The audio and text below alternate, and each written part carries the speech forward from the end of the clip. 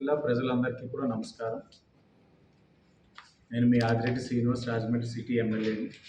ప్రస్తుతం forest department ఆఫీస్లో కూర్చున్నాం. ఏదైతే గత 3 డేస్గా లెపర్డ్ ఏదైతే నేచురల్ ఫారెస్ట్ నుంచి మన రిజర్వ్ ఫారెస్ట్కి వచ్చి సంచరిస్తూ ఉందో, ప్రజలందరూ కూడా భయాందోళనకు గురవుతూ ఉన్నారు.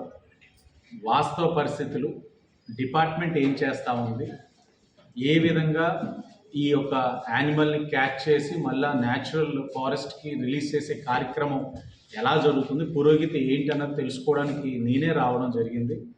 అధికారులందరితో కూడా చర్చిస్తా ఉన్నాం. దీని మీద ఒక 9 మెంబర్ టీమ్ కాన్స్టిట్యూట్ చేయడం జరిగింది. డే ఇన్ డే అవుట్, రాత్రి పగలు సుమారు 50 మంది ఆఫీసర్స్ ఇదే పని మీద ఉన్నారు. ఎక్కడికక్కడ ఈ యొక్క లెపర్డ్ యానిమల్ ఒక తిరిగే కార్యక్రమాన్ని అంతా వాచ్ చేస్తూ ఉన్నారు. ఎక్కడికక్కడ వాటిని పట్టుకుని కేజెస్ పెడతా ఉన్నారు. వారైతే చాలా కాన్ఫిడెంట్గా ఉన్నారు. అతి దగ్గరలోనే ఆ యానిమల్ని పట్టుకొని మళ్ళా న్యాచురల్ ఫారెస్ట్లో వదిలే కార్యక్రమం చేపడతా ఉన్నారు. ఆలోపు ప్రజల్ని కోరేది ఏంటంటే, ఇప్పటికే ఆఫీసర్స్ కూడా వీడియోస్ రిలీజ్ చేస్తున్నారు. యానిమల్ని కానీ మనం ఏదన్నా ఫేస్ చేసినట్లయితే, ఎన్కౌంటర్ చేసినట్లయితే వ్యక్తిగా ఏం తీసుకోవాలో జాగ్రత్తలన్నీ కూడా చెప్పడం జరిగింది. మీరు తప్పకుండా ఏదైతే ఫారెస్ట్ డిపార్ట్మెంట్ వాళ్ళు రిలీజ్ చేసిన వీడియోస్ అన్నిటిని ఫాలో అవ్వండి.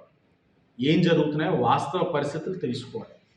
అలాగే ఈ సోషల్ మీడియాలో అన్నెసరీగా ఫేక్ మెసేజెస్ బాగా సర్క్యులేట్ అవుతూ ఉంటాయి.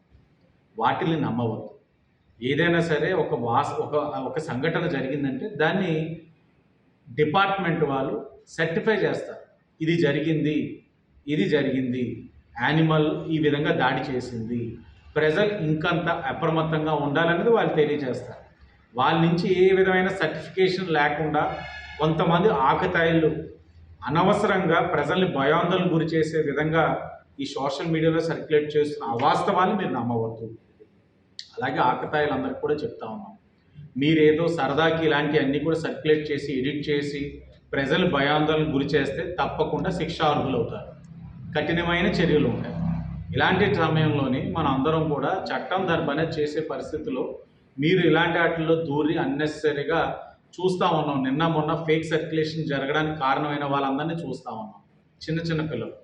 ఇప్పుడు వాళ్ళందరిపైన ఏ విధమైన చట్టపరమైన చర్యలు ఉంటాయి కూడా జరుగుతుంది.